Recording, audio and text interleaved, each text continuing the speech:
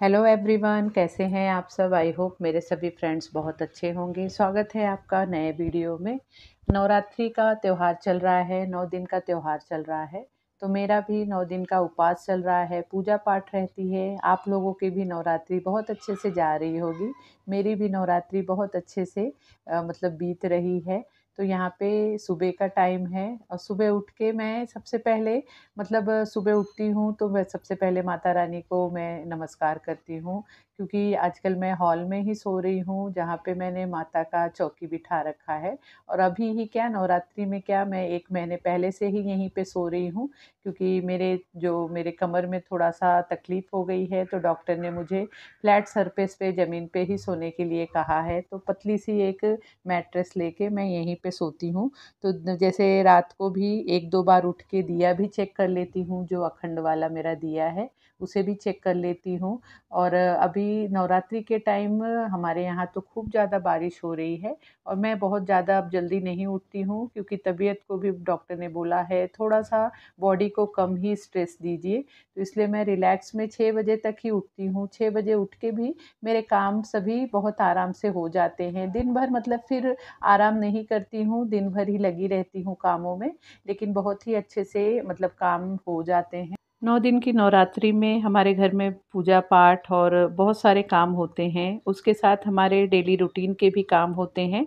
तो इस समय तो रूटीन जैसे जो डेली रूटीन के काम होते हैं वो थोड़े से चेंजेस उसमें आ ही जाता है। जैसे टाइम जिस चीज़ को मिलता है उस तरह से ही कर लेते हैं, क्योंकि पूजा पाठ करने में काफ़ी टाइम चला जाता है। और यहाँ पे देखिए अभी भी बहुत ज़्यादा अंधेरा है हमारे यहाँ। 6 बज रहा है, लेकिन 6 बजे के हिसाब से बहुत अंधेरा है, क्योंकि बारिश इतनी ज़्यादा हो रही है और ठंडा इतना मौसम हो गया है कि बहुत जल्दी उठने का दिल भी नहीं करता है। और मैं सुबह उठते ही, जैसे कि अभी तो मैंने झाड़ू पोछा के लिए एक हेल्पर रख लिया है, तो वो 11 बजे तक आती है।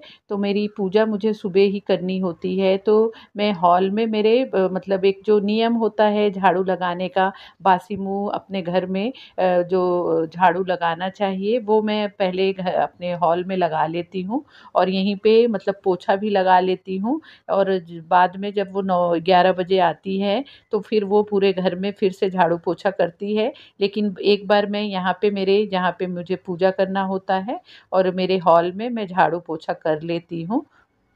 वैसे सुबह के टाइम मैंने रूटीन बना रखा है, कुछ ना कुछ जैसे सौंफ हुआ, जीरा हुआ या चिया सीड हुआ, ये इसका पानी लेती हूँ भिगा के। लेकिन अभी जैसे व्रत चल रहा है तो मैं दवा ववा तो खा ही लेती हूँ। ज़्यादा बहुत स्ट्रिक्ट वाली रूल नहीं फॉलो करती हूँ। जितना हो सकता है उतना ही करती हूँ। और दवा नहीं खाऊंगी तो फिर मेरी तबीयत डाउन हो जाएगी, इसलिए दवा को मैं अवॉइड नहीं करती हूँ। लेकिन बाकी चीज़ें जैसे होती है उसे 9 दिन में स्किप कर देती हूँ। तो अभी नॉर्मल में ही थोड़ा सा वार्म वाटर लेके सुबह के टाइम पी लेती हूँ और उसके बाद फिर अपने कामों में लग जाती हूँ। बस अब यहाँ पे किचन में आ गई हूँ। किचन में जो भी बर्तनें रात को धो के रखी हूँ, फ्रूट व्रूट कुछ शाम के टाइम लाया था तो उसे भी धो के रात को ही रखती थी। तो रात भर में जैसे वो अच्छे से ड्राई हो जाते हैं तो उसे फ्रिज में लगा दूँगी, बर्तनों को सेट कर दूँगी। ये सब काम किचन के पहले से ही रात को मैं समेट के ही रखती हूँ कि सुबह फिर मुझे ज़्यादा कुछ काम का बर्डन ना आए। तो बर्तनें भी जैसे 2 टाइप वाले बर्तनें धो के रखी हूँ। एक है जो मेरा उपवास के लिए मैं जो भी जैसे फरार कुछ भी बना रही हूँ तो उसे उसमें बनाती हूँ। और बाकी के जो रेगुलर वाले बर्तने हैं जो हस्बैंड और बेटे के लिए यूज़ होता है खाना बनाने के लिए या उनके खाने के लिए, तो उसे अलग अपना ट्रॉली में सेट करती हूँ और अपने बर्तनों को एक साइड यहीं प्लेटफॉर्म पे रख देती हूँ। और दिन भर जब जब भी कुछ बनाना होता है तो इसी में यूज़ करती हूँ। और इसे फिर यूज़ करने के बाद जैसे 9 दिन पूरा हो जाएगा तो वहाँ नीचे की तरफ एक सेक्शन बना रखा है तो उसमें बर्तनों को सेट कर देती हूँ। और वैसे मेरी आदत है कि रेगुलर में मैं हमेशा ही हफ्ते भर का फूल उल ला के रखती हूँ अपने भगवान जी को चढ़ाने के लिए। रेगुलर में जाना नहीं हो पाता है और हमारे यहाँ ऐसा भी सिस्टम नहीं है कि रोज़ कोई ला के फूल दे के जाए। तो मैं एक ही साथ 2-4 दिन का फूल लाती हूँ और उसे फ्रिज में रख के अच्छे से रख देती हूँ, तो 4-5 दिन तो आराम से चली जाता है। तो अभी नवरात्रि के भी 1 दिन पहले ही मैंने काफ़ी सारा फूल ला दिया था, तो जो मेरे पास अभी भी हैं तो मैं उसी में से रोज़ नहाने जाने से पहले माला वाला बना लेती हूँ माता रानी के लिए, और उसके बाद फिर जब पूजा करने के टाइम उस पे गंगा जल छिड़क के और उसे भगवान को चढ़ा देती हूँ, हार माला पहना देती हूँ। तो यहाँ पे वही माला बना ले रही हूँ, और उसके बाद माला बनाने के बाद यहाँ पे झाड़ू तो लगा ही लिया था, और यहाँ पे इतने ही पोर्शन में मैं पोछा लगाती हूँ जहाँ पे मुझे बैठ के पूजा करना होता है, क्योंकि डॉक्टर ने अभी भी मतलब अभी तो बीच में मैं जाके डॉक्टर को दिखा के आई थी, तो उन्होंने बोला है कि आपका आराम हो गया है, लेकिन आप थोड़ा सा प्रिकॉशन लीजिए कि जल्द ज़्यादा झुकने उकने वाला काम मत कीजिए। तो इसलिए मैं थोड़ा अवॉइड ही कर रही हूँ। तो इसलिए मैं ज़्यादा पूरे हॉल में ही पोछा नहीं लगाती हूँ, इतने ही एरिया में पोछा लगा लेती हूँ, और पोछा लगाने के लिए बाद फिर नहाने चली जाती हूँ। अब यहाँ पे मैं नहा के आ गई हूँ। नहा के आने के बाद सबसे पहले मेरा काम होता है कि मैं टीवी में, जैसे अब नवरात्रि चल रही है तो 9 दिन का जो भी दुर्गा जी का पाठ होता है, जैसे सप्तशती का पाठ होता है, दुर्गा कवच का पाठ होता है, वो लगा देती हूँ। तो 2 घंटा तो आराम से टीवी में मंत्र चलता रहता है और मेरी पूजा भी चलती रहती है। तो सुन के बड़ा अच्छा लगता है, मंत्र जाप भी होता रहता है और पूजा भी होती रहती है। उसके बाद फिर यहाँ पे आ गई हूँ अपने माता की, जो भी मैंने चौकी लगा रखी है यहाँ पे। सबसे पहले गंगा जल छिड़कती हूँ, हर जगह को पवित्र करती हूँ। उसके बाद जो भी मतलब बर्तनों को साफ़ वाफ करना है, वहाँ पे जो भी फूल वूल हैं वो सब हटाना, सफाई करना, ये सब काम मेरे शुरू होते हैं। पूरे नवरात्रि भर ही मैं सुबह के टाइम ही जो भी मुझे पाठ करना होता है, मैं सुबह के टाइम ही कर लेती हूँ, क्योंकि शाम के टाइम बच्चों के आने के बाद और उनके जाने के बाद इतना टाइम नहीं रहता है कि मैं बैठ के पाठ करूँ। तो मैं सुबह के टाइम ही आराम से पाठ करती हूँ, भले 1.5-2 घंटा लग जाता है, लेकिन सुबह के टाइम ही मेरी पाठ हो जाती है तो मुझे रिलैक्स हो जाता है। तो यहाँ पे जो भी बर्तनें, सभी भोग वोग एक दिन पहले लगाया था, तो सभी बर्तनों को जो भी आरती करना है, ये सब बर्तनों को अच्छे से मैंने यहाँ पे वॉश कर लेती हूँ। पीतल के बर्तनों को अगर रोज़ ही पीताम्बरी से मैं साफ़ करती हूँ तो उसमें जब चमक आ जाती है तभी मेरे दिल को मतलब संतुष्टि मिलती है। बर्तन जब पीतल के चमकते रहते हैं तभी उसे यूज़ करने में और पूजा पाठ में स्पेशली यूज़ करने में ज़्यादा अच्छा लगता है। नवरात्रि के 9 दिनों में मैं सबसे पहले सभी भगवान को जो भी फूल माला चढ़ाना है चढ़ाती हूँ, और दिया जहाँ-जहाँ पे, जैसे तुलसी मैया को मंदिर में मेन एंट्रेंस पे लगाना होता है, धूप दिखाना होता है, वो सब दिखा देती हूँ। उसके बाद फिर मेरी पाठ मैं कर लेती हूँ, और पाठ होने के बाद फिर आरती करती हूँ, भोग लगाती हूँ, और उसके बाद रेगुलर में ही 9 दिन सुबह शाम मैं अग्यार करती हूँ, मतलब छोटा-सा हवन जैसा ही करती हूँ। जो छोटे-छोटे गोबर के कंडे आते हैं, उसे ही बहुत अच्छे से जैसे जला के और उसपे हवन सामग्री डाल के और छोटा-सा अग्यार करती हूँ। ये मतलब 9वें दिन तो मैं होम भी करती हूँ, लेकिन 9 दिन सुबह-शाम इस तरह से भी हमारे में किया जाता है, तो वो भी मैं कर लेती हूँ। 9 दिन में नवरात्रि की पूजा करते-करते 9:30 तो बज ही जाता है। उसके बाद फिर मैं किचन में आ गई हूँ, और किचन में आते ही जैसे प्लेटफ़ॉर्म बहुत अच्छे से साफ़-सुथरा करके रात को सोती हूँ, तो सुबह उठने पे पूजा होने के बाद सबसे पहले चाय चढ़ा देती हूँ, और चाय के साथ जैसे कुछ मखाना, मैं मखाने को ही घी में थोड़ा-सा रोस्ट करके रख लेती हूँ और इसे ही चाय के साथ कभी-कभार ले लेती हूँ। रेगुलर में तो सिर्फ़ चाय ही पीती हूँ। चाय पी के ही थोड़ी-सी एनर्जी आ जाती है। वैसे मैं चाय मतलब पूजा करने के बाद ही कुछ खाना-पीना पसंद करती हूँ। उसके पहले सिर्फ़ पानी-वानी पी लेती हूँ तो पी लेती हूँ। तो यहाँ पे पूजा होने के बाद थोड़ा-सा मखाना फ्राई करूँगी और चाय बनाऊँगी। ये करने के बाद फिर जैसे ब उसके बाद बच्चे और हस्बैंड के लिए फिर नाश्ता-वाश्ता बनाती हूँ, क्योंकि अगर नाश्ता पहले बना दूँ तो गैस और चूल्हा जूठा हो जाएगा, तो फिर से डबल-डबल काम करना पड़ता है। तो इसलिए मैं पहले ही, अगर कुछ इस तरह का काम करना है, मेरे व्रत का कुछ मुझे बनाना है, तो मैं पहले ही इसे बना के हटा देती हूँ।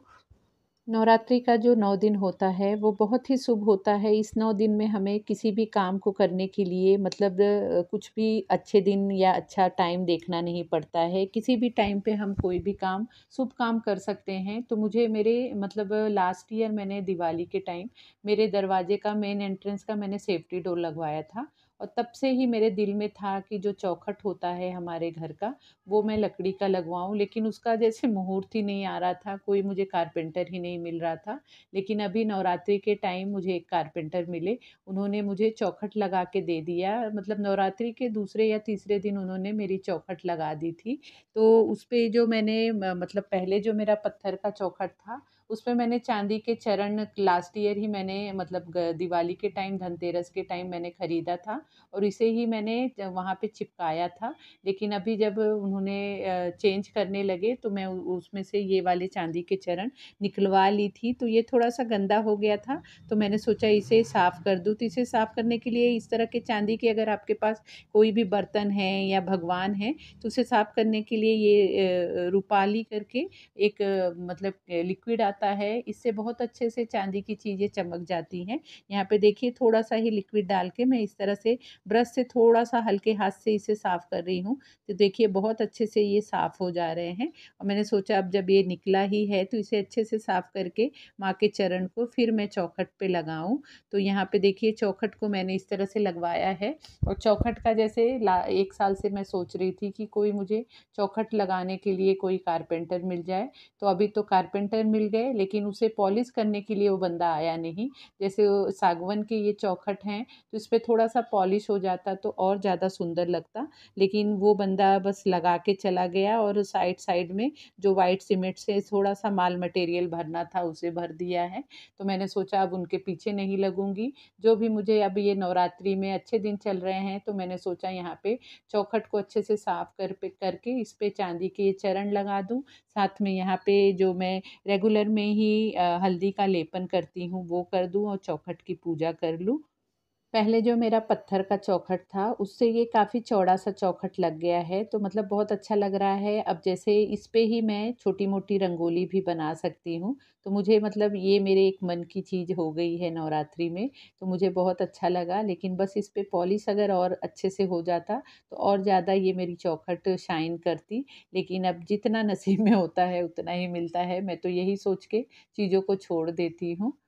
आप लोग भी ज़रूर ही ये काम को किया करिए। जो चौखट होता है हमारा, उसे आप जैसे अमावस्या का दिन हुआ या पूर्णिमा का दिन हुआ, ऐसे जैसे नवरात्रि अभी चल रही है, इस वक्त में या फ्राइडे के दिन आप आपके चौखट पे हल्दी का लेपन ज़रूर किया कीजिए। हल्दी में थोड़ा सा गंगा जल, थोड़ा सा गुलाब जल मिला के और उसका आप लेपन किया कीजिए। इससे आप देखेंगे कि आपके घर में कभी भी नकारात्मक जो ऊर्जा होती है, निगेटिविटी होती है, वो आपके घर में कभी भी प्रवेश नहीं करेंगी। ये सब चीज़ें कहने के लिए हम मतलब बहुत सारे लोग मानते हैं, बहुत सारे लोग नहीं मानते हैं। लेकिन आप जब इसे रेगुलर में करेंगे और उस चीज़ पे आप आस्था रखेंगे, श्रद्धा रखेंगे, तो आपको वो सब चीज़ें करने के बाद पॉज़िटिविटी फ़ील होगी।